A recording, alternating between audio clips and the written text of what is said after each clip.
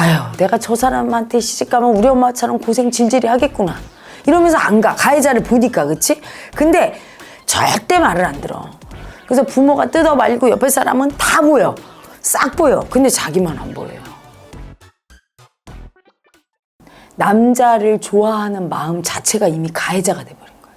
너무나 그 가해자 다 버리고, 즉 미워하는 마음은 나쁘다고 싹 버리고 사랑받고 좋아하는 마음만 이렇게 집착하는 사람들은, 그 사랑하고 집착하는 그것도 사실은 그건 좋은 긍정적인 마음이어야 되는데 미움을 너무 버려서 미움이 돼버린 거죠. 그래서 내가 고르는 사람이 나를 가해할 사람을 골라.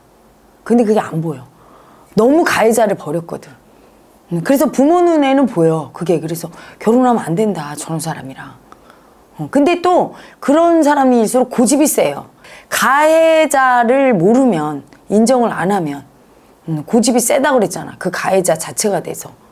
참 그게 마음의 눈을, 이 마음을 모르면 참 위험한 게, 그 마음의 눈으로 보면 호랑이가 토끼로 보인다니까. 아이, 희한해요. 그 가해자를, 내 마음의 가해자를 안 보면 밖에서 가해자를 봐야 되거든. 그래서 보통은 그게 정상적인 의식 상태예요. 내가 내 마음의 가해자를 안 보면 그래도 밖에서는 가해자를 봐. 그래서 보통 여자들은 아유, 내가 저 사람한테 시집가면 우리 엄마처럼 고생 질질이 하겠구나 이러면서 안 가. 가해자를 보니까. 그치? 근데 너무 내 가해자를 버리고 해서 일도 몰라. 나는 가해자가 없는 사람, 나는 천사, 이렇게 너무나 일반인 관념에서 볼 땐 착하다고 하는 사람은 그게 요만큼도 가해자를 인정 안 하는 거지, 미움을. 그런 사람은 밖에서도 가해자를 못 보게 돼요. 그리고 밖에서 보이는 가해자는 그게 가해자가 아니라 내 구원자처럼 보이는 그런 눈을 갖게 돼. 마음의 눈으로 보면 참 희한한 거야. 그럴 때는 고집도 세니까 가해자가 세서 절대 말을 안 들어. 그래서 부모가 뜯어 말리고 옆에 사람은 다 보여. 싹 보여. 근데 자기만 안 보여요.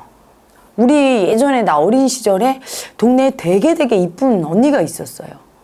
너무 미인이라 날마다 남자들이 쫓아왔어. 정말. 그리고 미스코리아 대회 나가라고 할 정도로. 근데 집안이 보수적이니까 아버지가 집안이 재산도 많고. 그런데 뭐하러 네가 미스코리아 나가냐. 네가 무슨 몸팔 일이냐. 막 옛날에는 그런 연예인이나 미스코리아에 대해서 부정적인 인식을 했거든. 우리 아버지 세대는. 그러니까 내가 돈 얼마든지 있는데 네가 무슨 연예에 가서 몸팔 것도 아니고 막 이런 식으로 뜯어 말려서 그런 뭐 방송 쪽이나 미스코리아 쪽으로는 안 갔는데 하여튼 그렇게 이뻤거든. 근데 되게 착했어요. 그 언니가. 착하고 예쁘고 인기가 많았는데 고르고 골라서 고른 게 정말 사기꾼 같은 남자를 고른 거지. 그래서 부모도 다 저 사람은 안 된다. 모든 사람이 다 안 된다고 하는데 굳이 가서 살았는데 알고 보니까 결혼을 이미 2번인가 했고 2번 다 전에 부인들이 자기를 그러니까 먹여 살린, 그리고 전과도 있는 남자였어. 그래갖고 정말 가자마자 얼마 있어부터 돈 안 벌지, 때리지, 협박하지. 그리고 그 당시엔 수치가 심할 때인데 니네 집안 다 죽인다고 막 협박하지. 그래서 그 언니가 정신병자가 돼서 왔던 걸 본 적이 있어. 미쳐서 왔어, 진짜로. 그걸 보면서 아니 왜 저럴까 했는데 그게 마음의 눈인 거야. 우리는 어떤 판단을 할 때 항상 마음의 눈으로 판단하는데 그건 너무 진짜 같아. 이게 내가 보는 눈이 너무 진짜 같은 거야. 근데 그거 의심해야 돼요. 오쇼 라지니 씨가 얘기한, 나는 그분의 책을 두꺼운 거 딱 한 권 읽었는데 그때 기억나는 건 딱 한 기절밖에 없어. 명상이란 내 마음을 의심하는 거에서부터 출발한다. 되게 명심해야 될 말이라고 생각했어요. 그 당시에 내가 수행 초창기에. 모든 인간은 자기 마음을 절대 의심 안 해. 이건 맞다고 교만해갖고 아주 꼭 믿어. 근데 그거를 의심하는 것부터 출발해요. 그걸 절대 의심 안 하는 사람이 누구냐? 가해자고 두려움이야. 자기 마음을 의심할 때 너무 두렵거든. 내가 어떻게 선택해야 될지도 모르고 내가 아무것도 모르고 아무것도 할 수 없는 열등이라는 걸 인정해야 되잖아. 다 안다고 생각해야 편안하지. 그래서 인정을 안 할 때 진짜 가해자가 되는 거야. 내가 모르는 걸 인정해야 남의 말도 좀 듣고, 그치? 그리고 남이 말릴 때 좀 듣기도 하고 내 고집도 꺾는데 절대 인정 안 하니까, 너무 두려워서 인정 안 하니까 그게 내 가해자로 작용하는 거예요. 그러면 그 눈으로 볼 때 어떠냐면 너무나 맞는 것 같아. 그리고 어떤 사람이든지 여자나 남자한테 결혼하기 전에는 잘 보이려고 엄청 좋은 모습만 보이고 그 사람이 원하는 모습을 연출하게 돼 있거든. 그런데 어른들이나 좀 경험이 많고 노련한 분들 눈에는 보여. 그걸 좀 들어야 되는데 또 고집이 센 만큼 가해자는 없는데 가해자 인정 안 해서 고집이 센 거야. 가해자 인정은 뭐예요?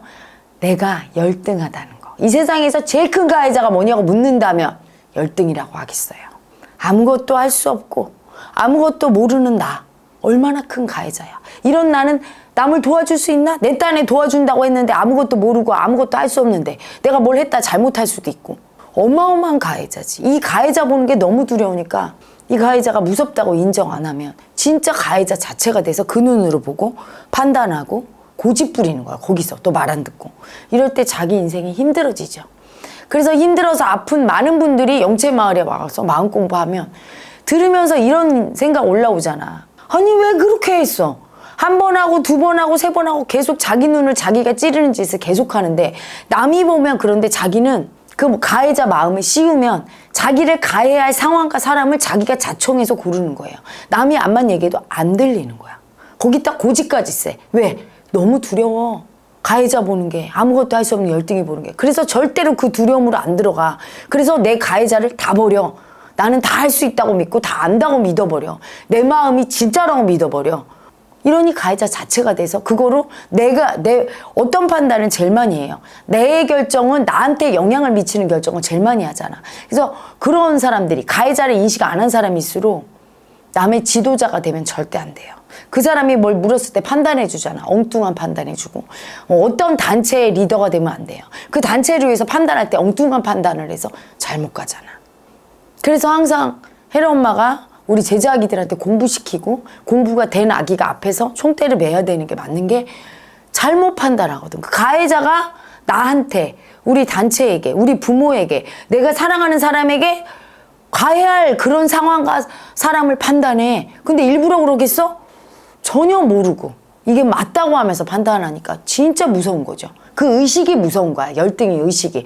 그 열등 의식에서 벗어나는 길은 인정하는 거예요. 아무것도 모르고 아무것도 할 수 없다는 거. 인정할 때 올라오는 그 두려움이 나라는 거. 그 약자가.